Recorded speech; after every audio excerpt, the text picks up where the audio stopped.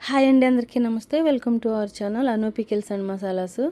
ఈరోజు మన వీడియో వచ్చేసి పండుమిర్చి నిల్వ పచ్చడి అండి. 1 కిలో పండుమిర్చికి మనం నిల్వ పచ్చడి అయితే తయారు చేసాం, పక్కా కొలతలతో అనమాట. ఇది వేడి వేడి రైస్లోకి చాలా బాగుంటుందండి, టిఫిన్స్లోకి కూడా చాలా బాగుంటుంది.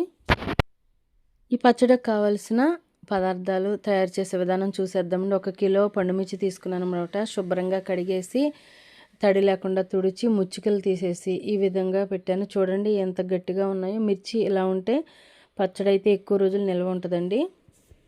ఇప్పుడు ఒక మిక్సీ జార్ తీసుకున్నాను. ఇది పెద్ద మిక్సీ జార్ అండి. ఈ మిక్సీ జార్లో మనం ఈ కాయలు వేసేయచ్చు. అదే చిన్న మిక్సీ జార్లో అయితే కట్ చేసి వేయాలి. ఇలా పండుమిర్చి చూసారు కదా, ఈ విధంగా వేసేసి దానిలో 200 గ్రాములు చింతపండు వేసానండి. ఇవంతా కూడా కరెక్ట్ కొలతలండి. అసలు మీకు మళ్ళీ సాల్ట్ యాడ్ చేసుకోవడం ఏమీ ఉండదు. 1 స్పూను పసుపు యాడ్ చేశాను.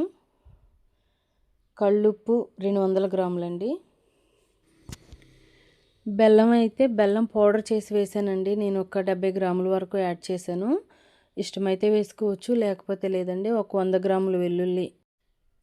ఈ పచ్చడికి ఇప్పుడు నేను చెప్పే క్వాంటిటీ అంతా కరెక్ట్గా సరిపోతుందండి. ఇంకా వేసేసి ఇలా మిక్సీ చేసేసి ఒక పక్కన పెట్టుకున్నాను. చూసారు కదా, నేను కొంచెం తరకలుగా ఉండేలా చేశాను. ఇక్కడ 2 స్పూన్ల ఆవాలు, 1 స్పూన్ మెంతులు వేయించి పౌడర్ చేసి వేసానండి. ఇదంతా కూడా కలిసే విధంగా కలుపుకోవాలి.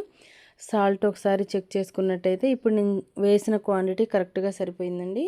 ఇప్పుడు మనం దీనికి తాలింపు పోసుకోవడమేనండి. సింపుల్గా పట్టేసుకోవచ్చు పండుమిర్చి అయితే. స్టవ్ వెలిగించి ప్యాన్ పెట్టి 1/2 కిలో ఆయిల్ పోసానండి. ఆయిల్ వేడైన తర్వాత కచ్చపచ్చ చేసిన 1 గుప్పుడు వెల్లుల్లి, అదేవిధంగా మినపప్పు, శనగపప్పు ఒక్కొక్క స్పూన్ చొప్పున వేసానండి. అలాగే జీలకర్ర, ఆవాలు కూడా 2 స్పూన్లు యాడ్ చేశాను. దాంట్లో కొంచెం ఆరబెట్టిన కరివేపాకు, ఒక 10 ఎండుమిర్చి రెమ్మలు వేసానండి. ఇది వేడైన తర్వాత చక్కగా పోపు వేగిన తర్వాత ఈ రెడీ చేసి పెట్టుకున్న పండుమిర్చి మనం పచ్చడి యాడ్ చేసేసి కొంచెం సేపు తిప్పేసండి స్టవ్ ఆఫ్ చేసేసి ఉంచేయాలన్నమాట. అప్పుడు పచ్చడి అంతా కూడా పచ్చివాసన లేకుండా మగ్గిపోతుంది. పూర్తిగా పచ్చడి చల్లారిన తర్వాత గాజు బౌల్లో కానీ జాడీలో కానీ పెట్టుకుంటే సంవత్సరం అంతా నిల్వ ఉంటుందండి. ఈ పచ్చడిలో నేను అల్లం అయితే యాడ్ చేయలేదండి. ఇంట్రెస్ట్ ఉన్నవాళ్ళు కొద్దిగా యాడ్ చేసుకోవచ్చు.